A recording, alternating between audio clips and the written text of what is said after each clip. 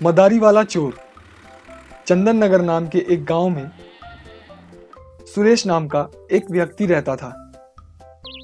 वो बेरोजगारों की तरह एक पेड़ के नीचे पड़ा रहता था और जब भी उसे भूख लगती तो वो बाजार जाकर दुकानदारों से खाने की चीजें मुफ्त में मांगकर खा लिया करता था। एक दिन सुरेश पेड़ के नीचे सो रहा था।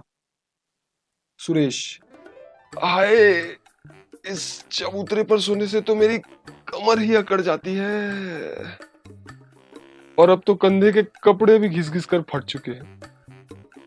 काश मेरे पास भी ढेर सारे पैसे होते तो मैं उन पैसों से एक बहुत ही बड़ा घर खरीदता और उस घर में एक बहुत ही बड़ा पलंग खरीदता और उस पलंग पर नरम रुईदार गद्दे और उस गद्दे पर मैं किसी राजा की तरह आराम से सोता। कितना मजा आता। पर इतने सारे पैसे मैं कहां से लाऊं? अगर मैं कहीं काम भी मांगने जाता हूं तो कोई मुझे काम नहीं देता। सारे लोग कहते हैं कि मैं कामचोर हूं और जिंदगी में कुछ नहीं कर सकता। क्या सच में मैं अपनी जिंदगी में कुछ नहीं कर सकता? वो ऐसा सोच ही रहा था कि तभी उसके ऊपर एक फल गिरता है। सुरेश ऊपर देखता है तो पेड़ की डाल पर एक बंदर बैठा हुआ था और वो सुरेश को ही देख रहा था। सुरेश उसे फल दिखाते हुए बुलाता है। ले आजा, आ आ आ, ले ले ले, आ आ, आजा, आ। वो बंदर बिना डरे सुरेश के पास आकर बैठ जाता है। सुरेश उसे वो फल देता है जिसे उसने नीचे गिरा दिया था। वो बंदर झट से सुरेश के हाथों से वो फल ले लेता है। अरे वाह, ये बंदर तो बहुत ही अच्छा है। मेरे एक बार बुलाने से ही ये नीचे मेरे पास आकर बैठ गया और बिना डरे मेरे हाथों से फल भी लेकर खा रहा है। सुरेश उस पर हाथों से सहलाते हुए, अरे वाह, ये कितना मुलायम है। कि तभी वो बंदर वापस पेड़ पर चला जाता है। सुरेश उस बंदर से, तुम कल भी यहाँ आना, ठीक है? कल मैं तुम्हारे लिए कुछ अच्छा खाने को लेकर आऊंगा। अगले दिन सुरेश बाजार से कुछ फल मांगकर लाता है और पेड़ के नीचे बैठकर उस बंदर का इंतजार करने लगता है। थोड़ी ही देर में वो बंदर भी वहां आ जाता है। सुरेश उसे फल खाने को देता है तो वो बंदर उन फलों को मजे लेकर खाने लगता है। सारे फल खाने के बाद वो बंदर सुरेश के साथ थोड़ी देर मस्ती करता है। उसके बाद वो चला जाता है। अब सुरेश रोज उस बंदर के लिए कुछ न कुछ खाने को ले आता। दोनों साथ मिलकर खाते और पूरा दिन मौज मस्ती करते। कुछ ही महीनों में दोनों में बहुत ही अच्छी दोस्ती हो जाती है।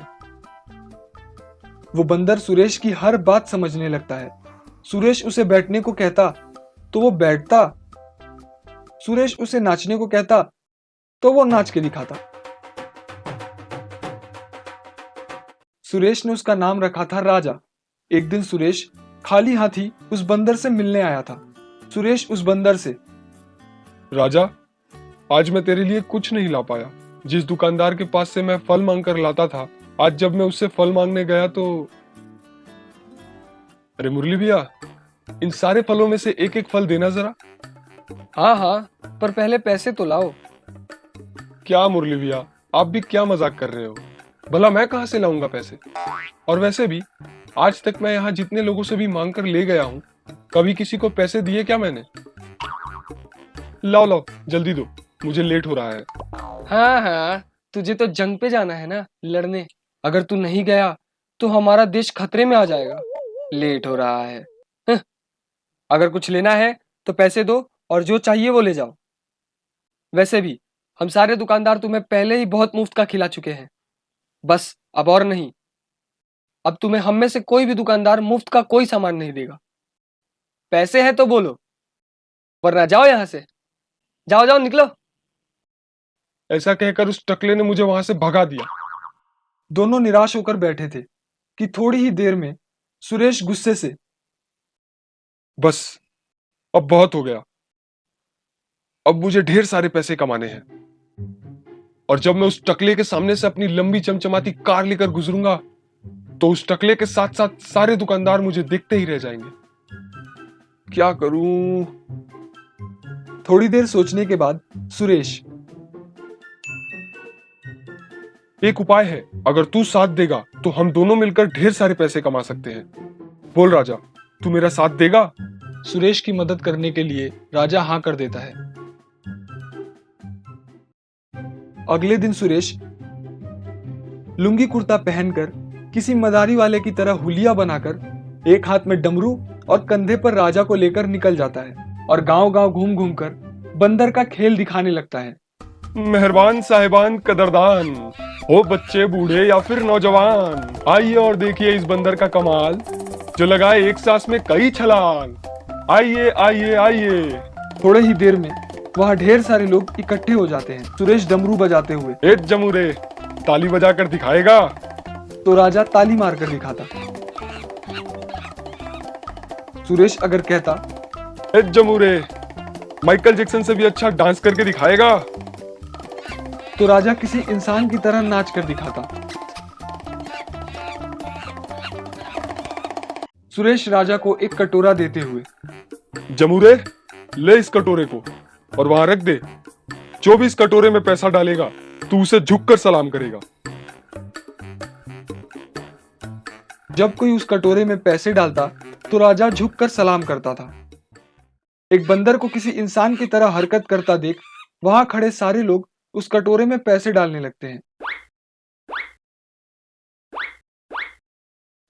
सारे लोगों के चले जाने के बाद, इतने सारे पैसे? अगर मैं कहीं काम भी करता तो भी एक बार में इतने सारे पैसे नहीं कमा पाता। और अभी तो बस एक ही गांव में खेल दिखाया है, अभी तो बहुत सारे गांव बाकी हैं। सुरेश गांव-गांव घूम-घूम कर बंदर का खेल दिखाने लगता है। कुछ महीने तक तो सब सही चल रहा था। वो दोनों दिन भर गांव-गांव घूम-घूम कर खेल दिखाते और शाम को बैठकर सारे पैसे से अच्छी-अच्छी चीजें खरीदकर खाते थे। एक दिन खेल दिखाने के बाद सुरेश राजा से कहता है, ये क्या, बस इतने से पैसे? छे, पहले तो लगता था कि इतने पैसे काफी है, पर लगता है कि मैं गलत था। इतने पैसे तो हम आज ही खत्म कर देंगे। इतने से पैसे से कुछ नहीं हो सकता। हमें और पैसे चाहिए। मुझे घर बनाना है, कुछ अलग करना पड़ेगा। क्या करूं क्या करूं? थोड़ी देर सोचने के बाद सुरेश, एक तरकीब है, सुन। तू करतब दिखाते दिखाते लोगों के ऊपर चढ़ जाना और मौका मिलते ही मोबाइल, पैसा, बटुआ, जेबर जो मिले वो चुरा लेना। बोल, करेगा ना ऐसा? राजा ना में सिर हिलाता है तो सुरेश उसे धमकाते हुए कहता है, सुन बे बंदर, तुझे चोरी करनी ही पड़ेगी। अगर तूने चोरी नहीं की तो मैं तुझे किसी चिड़ियाघर में बेच आऊंगा, फिर दिखाते रहना वहां करतब। राजा बेचारा डर के मारे हाँ में सिर हिला देता है। ये हुई ना बात। अब होना ही क्या था। अगले दिन सुरेश राजा को ले गया अपने साथ, मदारी के खेल के बहाने राजा से चोरी करवाने। सुरेश ने सबको आवाज लगाकर इकट्ठा कर लिया और राजा ने ना चाहते हुए भी चोरी करना शुरू कर दिया।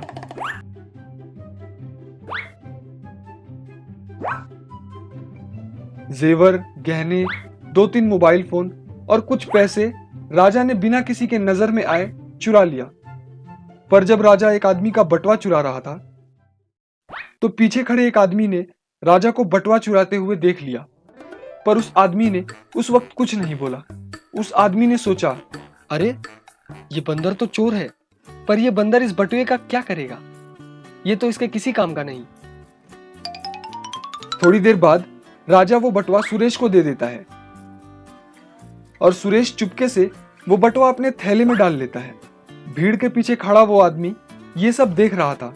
भीड़ से आगे आकर एकदम से चिल्लाते हुए वो आदमी, अरे मारो इस मदारी वाले को, ये एक नंबर का चोर है। इसने उस जीन्स पैंट पहने आदमी का बटुआ चुराया है। सुरेश डर जाता है। इतने में भीड़ से एक आदमी, अरे भाई, ये क्या बोल रहे हो? ये तो कब से अपनी जगह पर खड़ा है, एक बार भी हिला नहीं। ये कैसे चुरा सकता है? ठहरो, अभी बताता हूँ। कहते हुए उस आदमी ने सुरेश से वो थैली छीनकर खोल दी। सुरेश की थैली खोली तो उसमें से गहने, मोबाइल, पैसे और उस आदमी का बटुआ निकला। ये देखकर सब हैरान हो गए। देखा, ये खड़े खड़े ही चोरी कर रहा था। इसका ये बंदर, जिसको इसने ही चोरी करना सिखाया होगा, यही अपना करतब दिखाते दिखाते ये सब चुरा रहा था। और चुपके से अपने मालिक के थैले में डाल देता था। इसमें इस बंदर का कोई दोष नहीं, सारा दोष इस मदारी वाले का है, जिसने इस बंदर को चोरी करना सिखाया। मारो इस चोर मदारी वाले को। सारे लोगों ने मिलकर सुरेश को खूब पीटा। थोड़े ही देर में वहां पुलिस आ गई।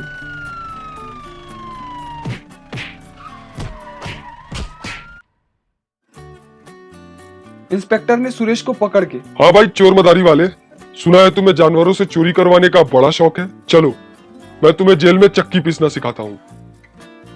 पुलिस सुरेश को जेल ले जाती है और यहाँ लोग राजा को जंगल में आजाद छोड़ देते हैं। हेलो दोस्तों, कैसी लगी आपको मेरी ये कहानी? मैं तो जा रहा हूँ जेल, पर आपको अगर ये वीडियो अच्छी लगी हो तो इस वीडियो को एक लाइक और चैनल को सब्सक्राइब जरूर करें। हो गया तेरा, चल जल्दी। इस वीडियो को एक लाइक और चैनल को सब्सक्राइब जरूर करना, बहुत मेहनत लगती है एक वीडियो बनाने में।